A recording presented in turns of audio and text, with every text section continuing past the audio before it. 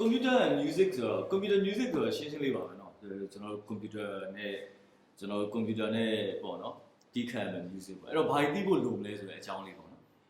အဲ့တော့ကျွန်တော် computer operation system ကိုတော့ကျွန်တော်သိရပါလိမ့်မယ်ကျွန်တော် computer ဘယ်လိုတိဆောက်ထားလဲပေါ့ပြီးတော့ဒီ motherboard တွေဘယ်လိုလုပ်လဲပေါ့เนาะ RAM တွေဘယ်လိုလုပ်လဲဘာလို့ဆိုတော့ computer music ကြတော့ဒီ computer ကိုယ့်ရဲ့ instrument လို့ဖြစ်သွားမှာဆိုတော့ကိုယ့် instrument ကိုတော့ကောင်းကောင်းသိဖို့တော့လိုအပ်တာပေါ့ computer operating system computer ထဲမှာဘာ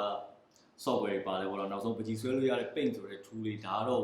window အကြောင်းပြောတာပေါ့ paint ဆိုတဲ့ပကြီးဆွဲလို့ရတဲ့ software အစားပါတယ်ဆိုတာတော့ဒါသိသင့်ပါတယ် copy paste ပေါ့နော် control C control V ဒီ shortcut တွေလည်းကျွန်တော်သိသင့်ပါတယ်နောက်တစ်ခုကကျတော့ knowledge of software and hardware ဆိုတာကျတော့ဟုတ်တယ်လေကိုတီးရမယ့် software အကြောင်းတော့ကိုသိရမှာပေါ့နော်နောက်ပြီးတော့ hardware ဆိုတော့ဘာလဲဆိုတော့ကျွန်တော်အပြင်ကနေပါလာမယ့် audio interface တွေနောက်ပြီးတော့ကိုသုံးမဲ့ပေါ့နော်ဒီ guitar တီးမယ်ဆိုလဲ guitar နဲ့အတန်ဖမ်းမဲ့အဲ့လို DI box ဆိုအဲ့လို amp ဆိုနော်ဒါတွေတော့ကိုတော့သိရမှာပေါ့နောက်ပြီးတော့ basic audio knowledge and setup ကကျတော့ဘာလဲဆိုတော့ကိုကဒီတချင်းကိုတီးပြီဆိုလို့ရှိရင်ဘယ်လောက် sample rate လဲဘယ်လောက် bit rate လဲဒါလေးတွေတော့သိရမှာပေါ့ဒါတွေမသိသေးဘူးဆိုရင်တော့မှဟိုပါပေါ့ကိုယ့်ရဲ့တချင်းက MP3 လား wave လားနော်ဒီလောက်တော့သိရမှာပေါ့နောက်ပြီး setup ကကျတော့ကျွန်တော် computer နဲ့တချင်းတီးတော့မယ်ဆိုရင်ဟိုပေါ့ဘာတွေလိုအပ်မလဲဆိုတဲ့ setup တွေဒီထဲမှာတစ်ခါတည်းပေါက်နေမှာပါကျွန်တော်ပြောရမှာနောက်တစ်ခုကကျတော့ basic music theory ပေါ့နော် music theory အခြေခံတော့သိရမယ်နောက်ပြီးတော့ကိုယ်တိုင် instrument တီးတဲ့ player တယောက်ဆိုရင်ပိုတော့ကောင်းသေးတာပေါ့နော်နောက်တစ်ခုကကျတော့ instrument တွေဘယ်လိုအလုပ်လုပ်လဲဆိုတဲ့အကြောင်းကလည်းကျွန်တော်သိရမှာဘာလို့ဒီစကားကိုပြောချင်လဲဆိုတော့ဟိုပေါ့နော်ကျွန်တော်တို့အခု computer ထဲမှာကျွန်တော်တို့ဒီ instrument တွေကိုထည့်ပြီးတော့အကုန်လုံးတီးတော့မှာဖြစ်တဲ့အတွက်ကိုယ်တိုင်ကဘာဖြစ်သွားလဲဆိုတော့ instrument တွေအပေါ်ရောက်သွားတယ်ဆိုတော့ကိုကဒါတွေကိုသိရတော့မှာပေါ့နော် drum တွေဘယ်လိုထားလဲဘယ်ဟာ drum လဲဘယ်ဟာ plug instrument တွေလဲဘယ်ဟာ string တွေပေါ့နော်အဲ့လိုမျိုး instrument တွေကိုသိဖို့ knowledge လဲကျွန်တော်လိုအပ်ပါလိမ့်မယ်ဗျအဲ့တော့ကျွန်တော် how to build setup ပေါ့နော်ကျွန်တော်တို့ setup မှာကျတော့ကျွန်တော်တို့ဒီတချင်း TV ဆိုလို့ရှိရင် laptop ပေါ့အခုဆို laptop ဒီ Mac တို့ကျွန်တော်တို့အခု PC တို့သူ့မှာဒီ built-in ဒီ motherboard သူ့ရဲ့ build လုပ်ထားတဲ့ကောင်မှာ sound card ဒီ audio တော့တစ်ခုပါပြီးသားပေါ့ဒါကတော့ audio interface တွေပါတယ်မရှိတဲ့လူတွေအတွက်ပြောတာပါ computer board တွေမှာပါလာတဲ့ဒီ auxiliary mic jack ကို recording လုပ်မယ်ဆိုရင်တော့ဒီလိုမျိုး sound card တွေပါတယ်မရှိဘူးဆိုတော့ကျွန်တော်တို့ဒီလို VZ ကိုပြောရဲဒီလိုgaming headphone လို့ပါအောင် recording လုပ်လို့ရပါတယ် sound card ရှိမှတော့မဟုတ်ဘူးပေါ့ဒါပေမဲ့နောက်ထပ် theory တစ်ခုကလည်းပါလဲဆိုတော့ဟိုကျွန်တော် camera ရိုက်ပါတယ်ဆိုတော့ cameraman လို့ပြောပြီးတော့ camera နဲ့မရိုက်ဘူးလေ phone နဲ့ရိုက်တယ်လို့သိအဆင်မပြေသေးဘူးเนาะဆိုတော့အဲ့တော့ကျွန်တော် audio interface ကတော့လိုအပ်ပါတယ်ဒီတချင်းတွေကိုထုတ်လုပ်မဲ့လူတွေအတွက်က audio quality ကောင်းကောင်းနဲ့ထုတ်ပြီးနိုင်တာပေါ့เนาะဈေးကလည်းအရင်ကျွန်တော်တို့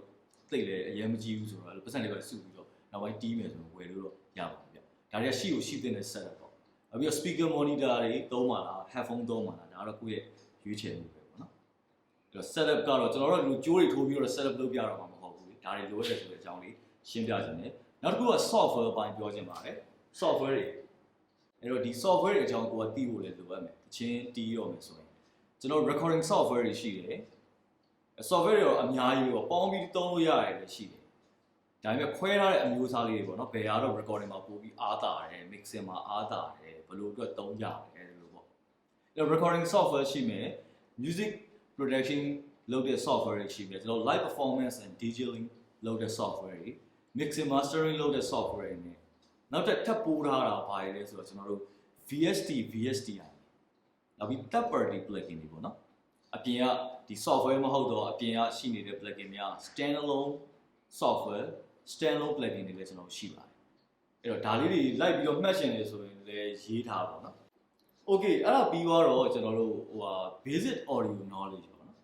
အဲ့ basic audio knowledge ကတော့ကျွန်တော်သိသင့်ပါတယ်သိတယ်နဲ့အဲ့တော့ file ရဲ့ format တွေပေါ့ကျွန်တော်ဒီထဲမှာအများကြီးတော့ပြောမထားပါဘူးဗျကျွန်တော်တို့ wave ရှိမယ် MP3 ကျွန်တော်များတော့ဖုန်းတွေထဲမှာတော့ MP3 ပဲရှိတာပေါ့နော် MP3 တဲ့ more than good quality ကတော့ wave ပေါ့ကျွန်တော် studio တော်တော်များများတန်ဖိုးထားတာ wave ပဲကျွန်တော်စီကို MP3 နဲ့ line နဲ့ကျွန်တော်မကြိုက်ဘူးဆိုတော့ wave ဒီအကောင်းဆုံးပေါ့နော်အလုပ်လုပ်ရတဲ့ process မှာဆိုတော့ကျွန်တော် OGG ဆိုတဲ့ format တွေရှိမယ် Mac မှာအလုပ်လုပ်တဲ့ကောင်တွေပေါ့ FLAC format တွေ and more than ပေါ့ကျွန်တော်ဆက်ပြောရင်များသွားလိမ့်မယ်အဲ့တော့နောက်ပြီးတော့ file type တွေပေါ့ကိုကဘယ်လောက်ဒီနေ့အလုပ်လုပ်တော့မှာလဲဘယ်လောက် sample rate တွေ bit rate တွေနဲ့အလုပ်လုပ်မလဲဆိုတာလည်းသိရမယ် တော့ standard လောက်ထားတဲ့ဟာလေးတွေပေါ့နော်16 bit 441 kHz 24 bit 48 kHz 24 bit ကို192 kHz ဒါတော့နောက်ဆုံး192ကအကြီးဆုံးဖြစ်သွားမှာသူတို့ more than လည်းထွက်ရှင်လည်းထွက်လာမှာပေါ့နော်နောက်ပြီးတော့ cable ပေါ့နော် cable တွေကကျွန်တော်တို့က USB connection တွေလားကျွန်တော် RCA ဆိုတာဒီ TV မှာသုံးတဲ့ကျွန်တော်တို့ဗာလဲMaggi ကျိုးလို့လည်းအဲ့လိုခေါ်ကြတယ်ဗျအဲ့လို RCA TRS XLR ဒါတွေကတော့ဟိုကျွန်တော်တင်တန်းပေါ့နော်ဒီမှာလည်းတင်တန်းတွေရှိတယ်ဆိုတော့ဒါတွေထပ်ပြီးတော့စိတ်ဝင်စားရတယ်ဆိုရင်ကိုကျွမ်းကျင်အပိုင်းတင်တန်းတွေလည်းဒီမှာထပ်ပြီးတော့တက်လို့လည်းရပါတယ်နောက်ပြီး monitor speakers တွေဆိုတော့ active speaker လား passive speaker လားเนาะအဲ့တော့ live speaker တွေလည်းတက်သူ့ဘာသူရှိမယ်အဲ့တော့ကျွန်တော်တို့ဒါလေးကတော့ basic audio knowledge တွေသိရပါမယ်